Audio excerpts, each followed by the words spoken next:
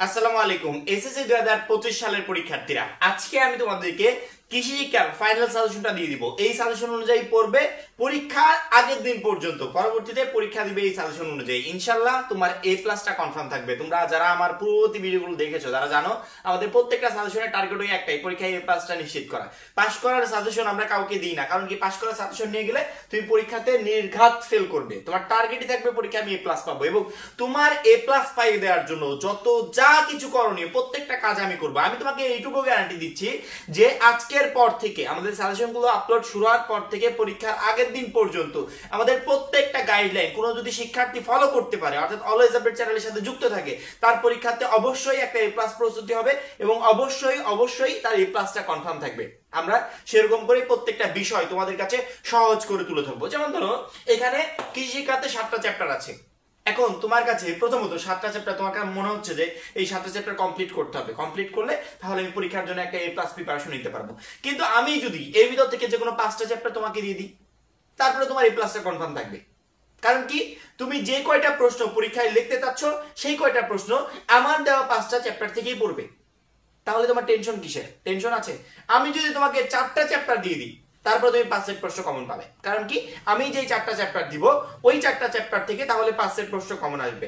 এইভাবে শুধুমাত্র কৃষি শিক্ষা না, আমরা প্রত্যেকটা সাবজেক্টের সাজেশন এইভাবে দিয়ে দিই যে শিক্ষার্থীদেরকে এই যে সিলেবাসটাকে এতটাই সংক্ষিপ্ত করে দিই, একটা শিক্ষার্থী পাস করার জন্য প্রিপারেশন নিতে গেলে যেরকম করে তার কষ্ট করতে হতো, পড়তে হতো, ওই একই কষ্টে সে এ প্লাস পাওয়ার মতো একটা প্রিপারেশন নিতে পারবে। আমরা একেবারে সাজেশনটাকে একদম সংক্ষিপ্ত করে দিই যাতে তোমাদের জন্য প্রিপারেশন নেওয়া খুবই সহজ হয়। তো বেশি কথা না বলে সরাসরি আমরা সাজেশনে চলে যাব। কৃষিকে আমাদের টোটাল 7টা চ্যাপ্টার আছে। 7টা চ্যাপ্টার থেকে আমাদের প্রশ্ন আসবে হচ্ছে 8টা, লিখতে হবে 5টা। এই 5টার নাম্বার হচ্ছে এই যে 50। পরবর্তীতে আমাদের এমসিকিউতে থাকবে 25, প্র্যাকটিক্যালে থাকবে হচ্ছে 20। প্র্যাকটিক্যালে 25 কিভাবে তুলবে, সবগুলো সাবজেক্টের সাজেশন আপলোড করা শেষ হয়ে গেলে এই বিষয়ে আমি ভিডিও তৈরি করব। এখন আমি তোমাদেরকে 50 যোগ 25 এই 75 মার্কের সাজেশনটা দিয়ে দিই। প্রথমত আমাদের 1 নম্বর অধ্যায় কৃষি প্রযুক্তি, এই অধ্যায় থেকে একটা প্রশ্ন আসবে। আবারও বলছি, 7টা অধ্যায় থেকে প্রশ্ন আসবে 8টা, লিখতে হবে 5টা। সবগুলো অধ্যায় পড়ার কোনো প্রয়োজন নাই। তুমি যদি এর ভিতর থেকে যে কোনো 5টা অধ্যায় পড়ো, তারপরে তোমার 5 থেকে 6 সেট প্রশ্ন কমন থাকবে। এর ভিতর থেকে বেছে বুঝে যেটা ভালো লাগে সেটার অ্যান্সার তুমি করতে পারবে। ঠিক আছে? 1 নম্বর অধ্যায় কৃষি প্রযুক্তি থেকে প্রশ্ন আসবে একটা। 2 নম্বর অধ্যায় কৃষি উপকরণ থেকে প্রশ্ন আসবে একটা। 3 নম্বর অধ্যায় কৃষি ও জলবায়ু, এখান থেকেও আসবে একটা। 4 নম্বরে কৃষি উৎপাদন, এখান থেকেও আসবে একটা। 5 নম্বর বনায়ন থেকেও আসবে একটা। কৃষি সমবায়, এখান থেকেও আসবে একটা। পারিবারিক খামার, এখান থেকেও আসবে একটা। কয়টা প্রশ্ন হলো? 7টা অধ্যায়, 7টা প্রশ্ন হলো। পরীক্ষায় আসবে কয়টা? 8টা। আরেকটা প্রশ্ন আসবে কৃষি ও জলবায়ু এই অধ্যায় থেকে। ঠিক আছে? এখান থেকে 2টা প্রশ্ন আসবে, 1 2 4 5 6 7 8। এই টোটাল 8 সেট প্রশ্ন তোমাদের পরীক্ষায় আসবে। এই টোটাল 8 সেট প্রশ্ন আসবে। এখন তুমি জানো কোন অধ্যায় থেকে আমার কয় সেট প্রশ্ন আসবে। ঠিক আছে? এখন তুমি আমাকে বলো তো, সবগুলো অধ্যায় পড়ার কোনো প্রয়োজন আছে? তুমি যদি যে কোনো 5টা অধ্যায় পড়ে যাও, তারপরে তোমার কমন থাকবে।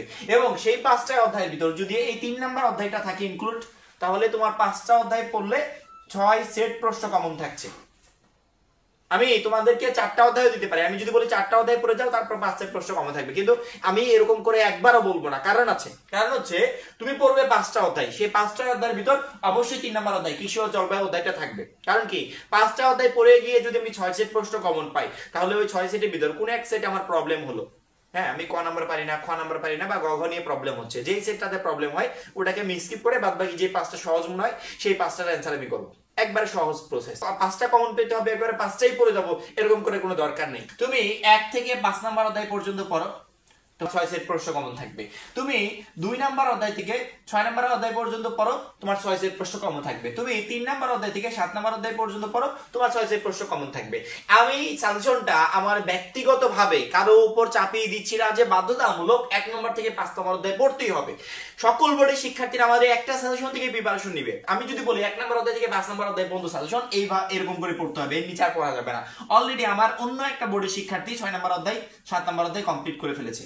তার জন্য একটু প্রেশার হয়ে গেল না যে আমি এত সময় নষ্ট করে 2টা অধ্যায় কমপ্লিট করেছি, ভাই এখন বলছে 1 থেকে 5 পর্যন্ত পড়তে হবে, একটু প্রেশার হয়ে গেল। এই জন্য আমি সাজেশনটা সুন্দর করে গুছিয়ে দিলাম। তুমি 1 নম্বর অধ্যায় থেকে 5 নম্বর অধ্যায় পর্যন্ত পড়তে পারো, 2 নম্বর থেকে 6 নম্বর পর্যন্ত পড়তে পারো, বা 3 নম্বর থেকে 7 নম্বর পর্যন্ত পড়তে পারো। অর্থাৎ তোমার সাজেশন থাকবে 1 2 3 4 5, বা 2 3 4 5 6, বা 3 4 5 6 7। এরকম করে তোমার সাজেশনটা থাকবে। এখন কোন বোর্ডের শিক্ষার্থীরা অলরেডি কোন চ্যাপ্টারটা কমপ্লিট করে ফেলেছো এই গ্রুপের ভিতর, সেই চ্যাপ্টারটাকে ইনক্লুড করে এর যে কোনো একটা গ্রুপের সাজেশন তুমি রেডি করতে পারো। 3টা গ্রুপের যে কোনো একটা গ্রুপের চ্যাপ্টারগুলো তুমি কমপ্লিট করে যাও। তোমার 6 সেট প্রশ্ন একবারে কনফার্ম কমন থাকবে। 6 সেট 5 সেটটা 6 সেট প্রশ্ন কমন থাকবে। ওর ভিতর থেকে যেই 5টা ভালো লাগে সেই 5টার অ্যানসার তুমি করতে পারবে। আশা করি একটু বিষয়টা একটু সহজ করে বোঝাতে পেরেছি। এই হচ্ছে আমাদের সৃজনশীলের সাজেশন। এবার আসি আমরা এমসিকিউতে। শুধুমাত্র কৃষি শিক্ষা না, প্রত্যেকটা সাবজেক্টে মূল বইয়ের বাইরে থেকে একটা এমসিকিউ হবে না।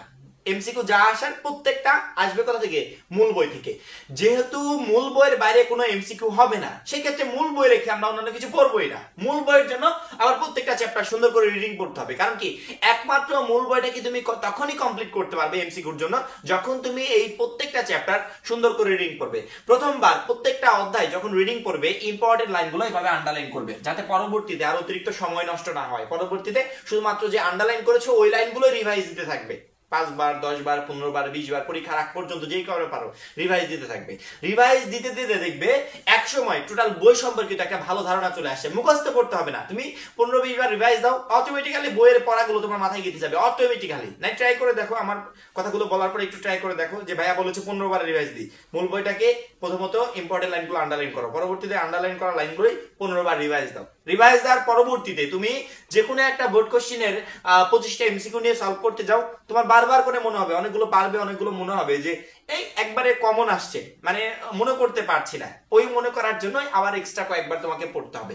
এইভাবে প্রথমত ইম্পর্টেন্ট লাইনগুলো আন্ডারলাইন করবে, পরবর্তীতে ওইগুলো পরীক্ষার আগ পর্যন্ত রিভাইজ দিতে থাকবে। তাহলে হবে কি, রিডিং পড়লে তোমার সৃজনশীলের ক এবং খ নাম্বার প্রশ্নের জন্য প্রিপারেশন হয়ে যাবে। গ ঘ লেখার জন্য অধ্যায়ভিত্তিক জ্ঞান দরকার, সেটাও তোমার হয়ে যাবে। প্লাস তোমার এমসিকিউর জন্য একটা বেস্ট প্রিপারেশন হচ্ছে। অর্থাৎ রিডিং পড়লে ইম্পর্টেন্ট লাইনগুলো আন্ডারলাইন করলে পরীক্ষার আগ পর্যন্ত ওইগুলো রিভাইজ দিলে সিকিউ প্লাস এমসিকিউ দুইটার জন্য প্রিপারেশন হয়ে যাচ্ছে। যখনই মোটামুটি মূল বইটা ভালো মতো কমপ্লিট করে ফেলবে বা আয়ত্তে চলে আসবে, তখন তোমার কাজ হবে বিগত কয়েকটা বছরের বোর্ড কোশ্চেনের যে এমসিকিউ গুলো আছে ওইগুলো পড়া। বোর্ড কোশ্চেনের এমসিকিউ গুলো হয়ে গেলে তখন তুমি টপ 10 স্কুলের যে এমসিকিউ গুলো আছে ওইগুলো পড়বে। কেউ যদি টেস্ট পেপার কিনে থাকো পরীক্ষার আগ মুহূর্তে, ওই টেস্ট পেপারে দেখবে দেওয়া আছে টপ 10 স্কুলের এমসিকিউ। তোমার text book plus board question plus top 10 স্কুলের এমসিকিউ, এই কয়েকটার ভিতর সীমাবদ্ধ থাকলে ইনশাআল্লাহ তোমার টোটালি 25টার ভিতর 25টা এমসিকিউ কমন থাকবে। তবে মেইন প্রিপারেশন হবে মূল বই থেকে। মূল বই রেখে অন্যান্য কিছু পড়ার কেউ চেষ্টা করো না। প্রথমে মূল বইটা কমপ্লিট করে যদি সময় বেঁচে থাকে তাহলে ওই সময়টা আমরা অন্যান্য কিছুতে দিব, কিন্তু মূল বই রেখে আগেই সময়টা অন্যান্য কিছুতে নষ্ট করবো না। আমার এই গাইডলাইন গুলো ফলো করবে, মনে রাখবে, ইনশাআল্লাহ পরীক্ষাতে তোমার ভালো রেজাল্ট হবে। এই হচ্ছে আমাদের কৃষি শিক্ষা সাজেশন। পর্যায়ক্রমে আমরা 1 বাই 1 যেগুলো বাদ আছে খুব দ্রুত আপলোড করে ফেলবো। এখন এই পর্যন্ত পরবর্তী সাজেশনের জন্য চ্যানেলটা সাবস্ক্রাইব করে রাখবে। সবাই ভালো থাকবে, সুস্থ থাকবে। আল্লাহ হাফেজ।